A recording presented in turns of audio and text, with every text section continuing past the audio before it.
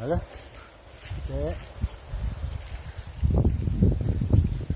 Едно от местата, на които има засадени от прословутия планински лимон. Виждате, лимона де се вижда, де не се вижда. Но е видно колко плод има лимона. Въпреки бурените и хръсталаци. Тук на тази нивичка, отляво и отдясно, има 2400 лимона. На долната нива са останалите до 10 000. Така, тези лимони, специално тези на тази нива, четвърта година не се поливат. Защо? Ами защото този храст, при тази височина, те по-високи няма да станат. Това ще е. Този храст на 7-8 година прави корен около 3 метра. При такъв почвен хоризонт 3 метра, цяло лято да ни падне капка дъжд, почвата ми не може да се напука, защото цялата е в бурени. Те не позволяват такова напукване на почвата.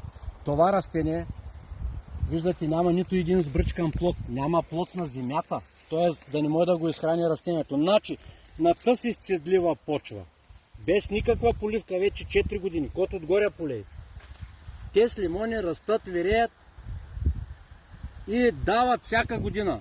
На времето преди около 9 години, 10, бати Весо с това ма спечели. Светлане вика, няма нулева година за лимона. Тоест, каквито и да са метеорологичните условия, той винаги ще ти плодове. Да не говорим, няма как да се покаже на картинка, но това може да се види на живо. Ето сега е топло слънцето. Има и най-добрите световни парфюми не могат да имат тази елегантна, ненатрапчива, изключително фитна миризма на етерични масла. Така че,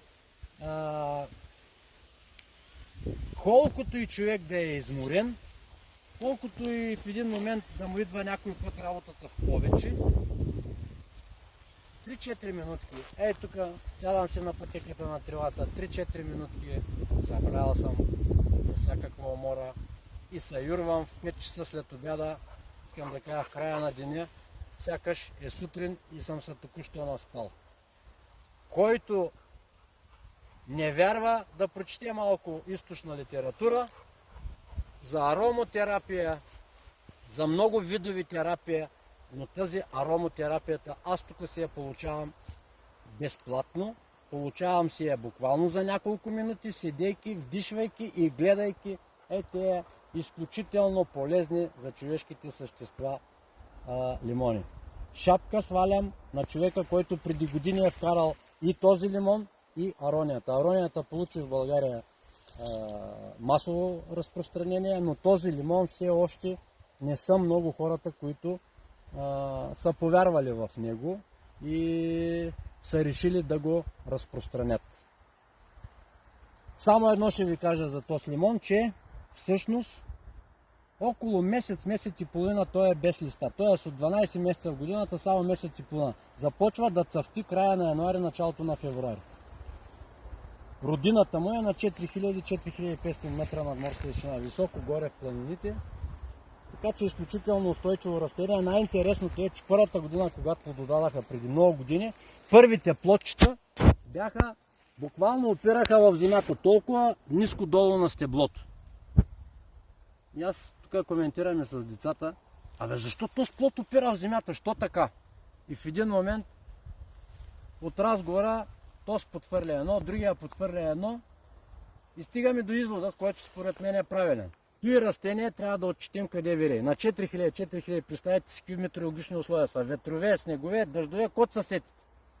Той нещо, ако още, основната информация, която е заложена във всяко едно растение, това е да се възпроизведе, т.е. да не се загуби този вид.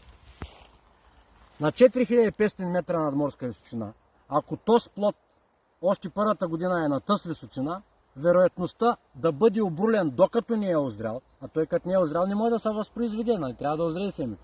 Вероятността да бъде обрулен от ветровете е много голяма, колкото по-нагоре по-лесно. Заради и първите 1 до 2 години плодчетата са и тук долу ниско, където не може да се отклони почти никъде. не може да бъде откъртено от ветровете. И вече с годините, като се види, че няма опасност за възпроизводство, плодът почва да се изкачва нагоре.